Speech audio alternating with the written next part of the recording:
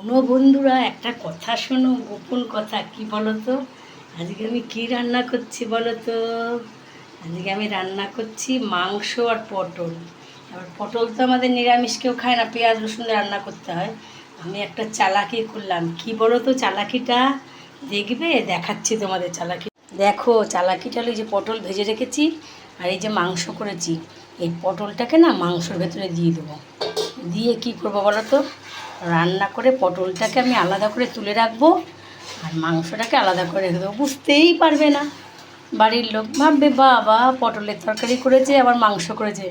আমি যে একসাথে কলকাঠি নেড়েছি সেটা তো কেউ বুঝতে পারবে না। এইটা হলে আজকে আমার গোপন চালাকি বন্ধুরা। দেখো, এই দেখো বন্ধুরা, মাংসর থেকে পটল আলাদা করে ফেলেছি। এই যে পটলের তরকারি আর এই যে মাংসর ঝোল। তাহলে আমার বরকে কি বলবো, মাংস করেছি আর পটলের তরকারি করেছি, কি মজা।